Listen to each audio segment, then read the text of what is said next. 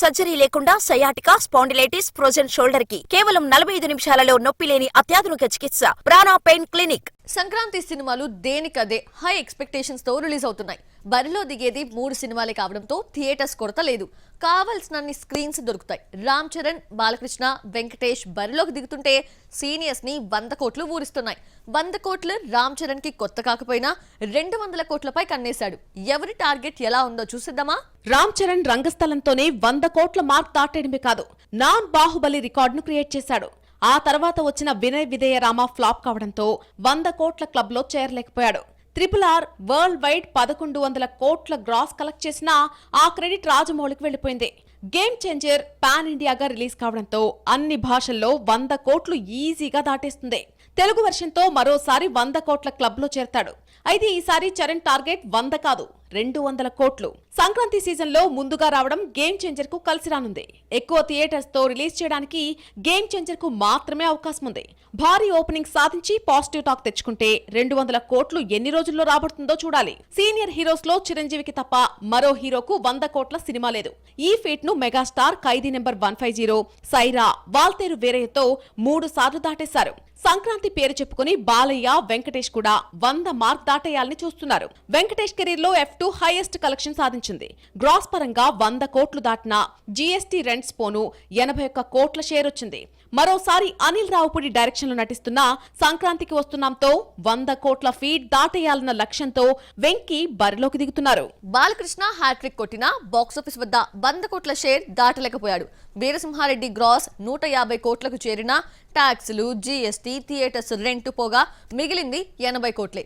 ఇలా 100 కోట్ల share Nandamuri fans కి కలగానే మిగిలిపోయింది. అఖండకు సూపర్ హిట్ టాక్ వచ్చినా 100 కోట్ల షేర్ దాటలేకపోయింది. 75 కోట్లు కలెక్ట్ చేసి అప్పటికి బాలయ్య కెరియర్ లో టాప్ గా నిలిచింది. కరోనా తర్వాత రిలీజ్ అయిన పెద్ద సినిమా ఇండస్ట్రీకి బూస్టప్ ఇచ్చినా 100 కోట్ల కళ అలాగే మిగిలిపోయింది. భగవంత్ కేసరి రిలీజ్ కి ముందు ప్రెస్ మీట్ లో చిత్ర యూనిట్ కాన్ఫిడెన్స్ చూస్తుంటే 100 కోట్లు కలెక్ట్ చేస్తుందని నందమూరి ఫ్యాన్స్ గట్టిగా నమ్మారు. అఖండ, వీరసింహారెడ్డి 75, 80 కోట్ల దగ్గర ఆగిపోతే భగవంత్ కేసరి 72 కోట్లు మాత్రమే రాబట్టింది. దీంతో బాలయ్య హోప్స్ అన్ని డాకు మహారాజ్ పైనే. డాకు మహారాజ్ తో 100 కోట్ల డ్రీమ్ తీర్చుకోవాలనుకుంటే సంక్రాంతి రేస్ లో 2 హీరోస్ తో పోటీ పడాల్సి వస్తోంది.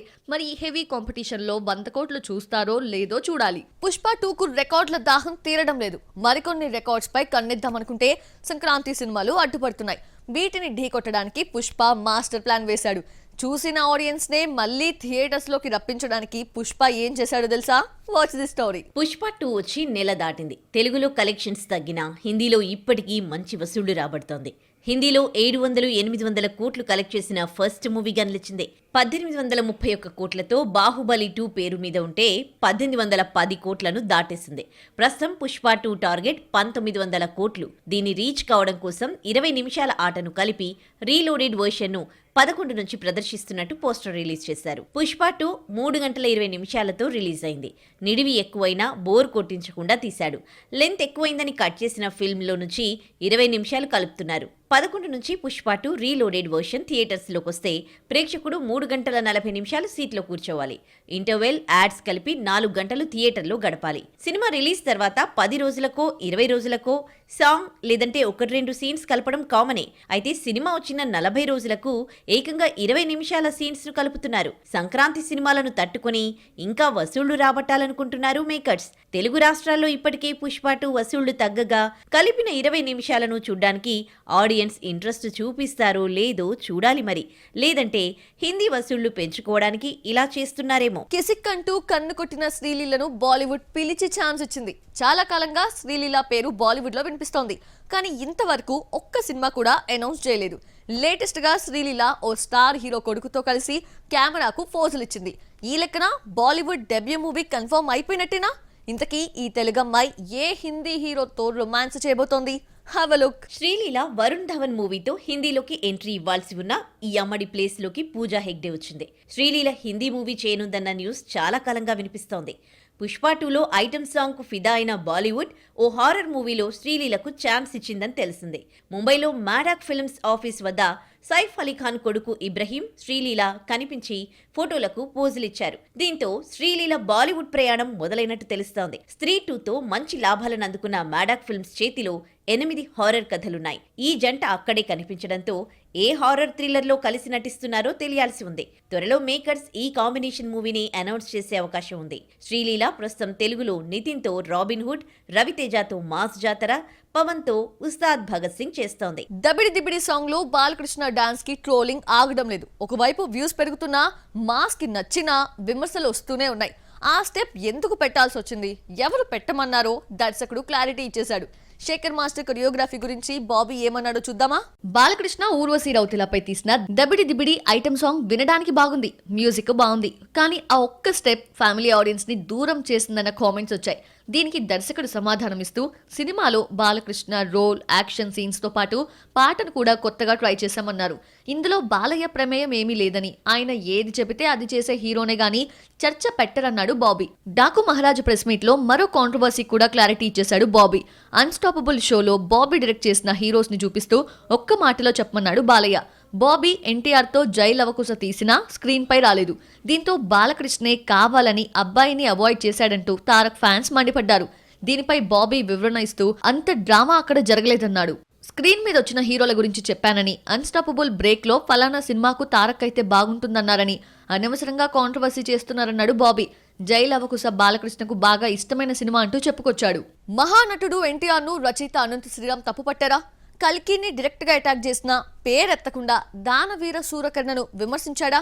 పురాణాలను వక్రీకరించి కర్ణుడిని వీరుడు సూర్యుడిగా చూపించడం ఈ లిరిసిస్ట్ కి ఎందుకు నచ్చలేదు?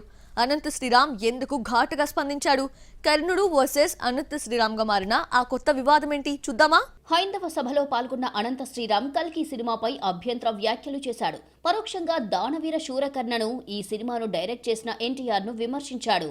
కల్కి సినిమాలో కర్ణుడిని హీరోగా చూపించడాన్ని వ్యతిరేకించాడు అనంత శ్రీరామ్.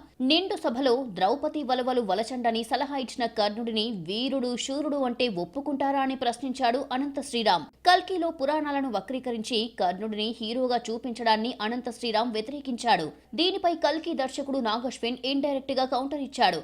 అనువదించిన మహాభారతం పుస్తకాన్ని అమెజాన్ లో జపనీస్ ఎక్కువగా చదువుతున్నారన్నాడు. ప్రపంచం మొత్తానికి మహాభారతం తెలుసని పరోక్షంగా కౌంటర్ ఇచ్చాడు దర్శకుడు. మరోవైపు ఎన్టీఆర్ ఫ్యాన్స్ అనంత శ్రీరామ్ పై మండిపడుతున్నారు. కొన్ని సంవత్సరాల క్రితం వచ్చిన సినిమాల నుంచి కల్కి వరకు కర్ణుడి పాత్రకు గొప్పతనం అద్దడం చూసి సిగ్గుపడుతున్నానన్నాడు. కొన్నేళ్ల క్రితం సినిమా అంటే అది దానవీర శూరకర్ణే. ఈ మూవీని ఎన్టీఆర్ డైరెక్ట్ చేస్తూ కర్ణుడిని హీరోగా చూపించాడు. ఆ మూవీ ఏమిటో కనిపెట్టలేని వాళ్లకు అనంత శ్రీరామ్ తన స్పీచ్ లో హింట్ కూడా ఇచ్చాడు. అప్పటి చిత్ర దర్శకుడు, ఇప్పటి సినిమా నిర్మాతలు ఇదే కృష్ణా జిల్లా వాళ్లైనా పొరపాటు అని చెప్పకపోతే హైందవుడు పుట్టినట్టు కాదన్నాడు రచయిత. డివిఎస్ కర్ణ ఎన్టీఆర్ డైరెక్షన్ లో తెరకెక్కితే కల్కిని అశ్విని దత్ నిర్మించాడు. అనంత శ్రీరామ్ ఎన్టీఆర్ పేరు ఎత్తకపోయినా, దానవీర శూరకర్ణ అని చెప్పకపోయినా ఇచ్చిన హింట్స్ తో అందరికీ అర్థమైపోయింది. దర్శకుడు వేణు ఉడుగుల స్పందిస్తూ అనంత దానవీర శూరకర్ణలోని కర్ణుడి ఔన్నత్యాన్ని అద్భుతంగా చూపించిన ఎన్టీఆర్ ను కూడా అన్నట్టా అని ప్రశ్నించారు. ఇక నటరత్న అభిమానులైతే అనంత శ్రీరామ్ పై మాటల దాడి చేస్తున్నారు. నాని ఈసారి సూపర్ స్టార్ ని ఢీకొంటున్నాడా? కొత్త సినిమా హిట్ 3 మొదలైన వెంటనే రిలీజ్ డేట్ అనౌన్స్ చేసినా అదే రోజు రజనీకాంత్ సినిమా కూలీ వచ్చే ఛాన్స్ ఉంది. మరి న్యాచురల్ స్టార్ సూపర్ స్టార్ ని ఢీ కొడతారా, లేదంటే మరో రిలీజ్ డేట్ చూసుకుంటారా? Watch the story. Rajinikanth, Lokesh Kanagaraj కాంబోలో రూపొందుతున్న హై ఎక్స్పెక్టెడ్ మూవీ షూటింగ్ శరవేగంగా సాగుతోంది.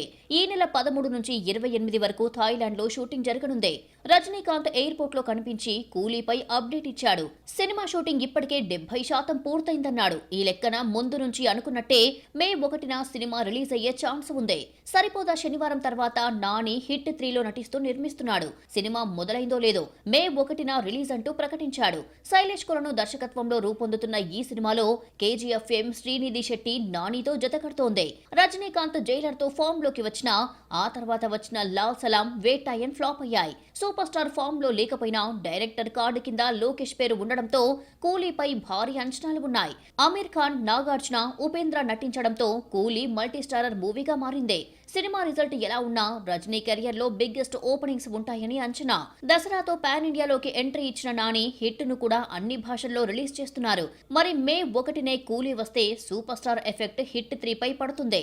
మరి నాని తగ్గుతాడా, లేదంటే కూలీని ఢీ కొడతాడేమో చూడాలి మరి.